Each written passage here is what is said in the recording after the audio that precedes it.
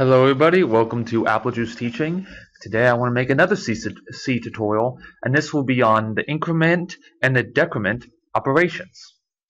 Now in the last tutorial I showed you how to use multiplication, division, remainder, addition, and subtraction. Oops, wrong symbol. Well, all of these are good and dandy, but I want to show you another operation, which is the increment operation, which means to increase a variable by 1. So let's say I have an integer, and I'm going to give it the variable name I, and that equals 0. And let's say that I wanted to increment it. I wanted to just add 1 to it. I could simply do I equals I plus 1, and that would do it.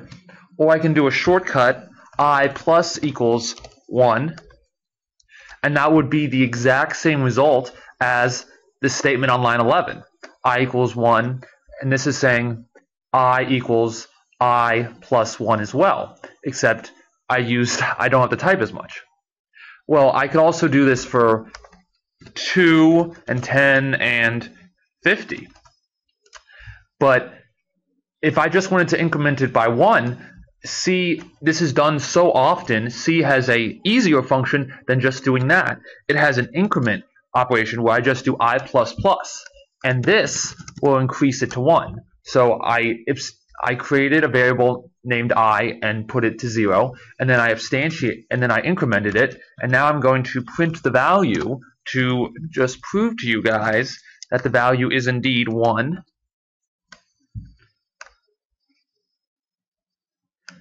Oh, there we go. There we go. And you see it's 1 here. And just to show you, if I increment it again, I'm now going to increment it once and then increment it twice. So it's at 0, then it goes to 1, and then it goes to 2. And then simply put, I print it. Now I want to show you the decrement operator, which is decrementing an operation. For instance, again, I have I equals 0. And now instead of plus plus, the increment, I'm going to use decrement, which is also often used in Java, which is just minusing it by 1.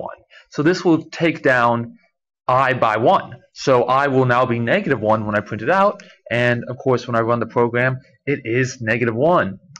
What a mighty accomplishment. Now, I want to now spend the rest of the time talking about an interesting thing about where you put the decrement and increment operator affects how the operation is handled. Now, what does that mean? This means a few things. So let's say I can also put the minus operation, or the decrement operation, before the I. And what this does is it minuses the operation and then uses it. Now, if I use it on this line, it will simply execute this line and you won't notice the difference. It will always print out -1 when I print it out. But if I took the minus operation and put it here, what it would do is it will decrement it to -1, and then it will print out the value of I. So if I run this, I get -1 as well. But what is also interesting is if I put it after the I, it will do what left to right reading, as I call, will do. It will print out this variable I, and then it will decrement it. So let's say I have this operation where I'm going to print out the value of I, and then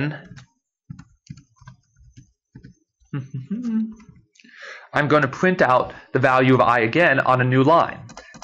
Right here I'm going to put a \n, which just tells the statement to go to the next line when it reads it. So it's going to print out the number and then go to the next line, so we can easily read this printf statement. So if everything goes right, the integer will be created to be 0. Then it will print out I. And then after it prints out I, it will decrement it or subtract 1 from it after it prints it. So this will print out 0, and then it will decrement to -1. And then hopefully this will print out -1. Let's run it and see if that's correct. And there you go. 0, but it does decrement it, but it hasn't decremented it yet at the time of the print statement. And then it shows you that it has decremented it after the statement is totally executed, and that's when you see later on the variable I is actually assigned to -1. Note I can also do this with the increment operator too. So if I put this beforehand, I should get an operator of 1 and 1 because I'm going to increment it to 1 and then print it out. And then I'm just going to print out 1 again. And again, if I switched around the plus sign, I get the same thing I get with the minus. I get 0 and then 1, except it would just be reversed to the negative 1. And there you go. So if you ever see increment and decrement operators on different sides, they can have different meanings. And if it's all in one statement, you may have to think about what exactly is getting evaluated. For instance, is 0 or 1 getting evaluated on this line? Or in the loops or something else that we'll get to later, what can happen in those scenarios? Thank you guys. I hope you enjoyed this tutorial, and I hope everything is Gucci. See you.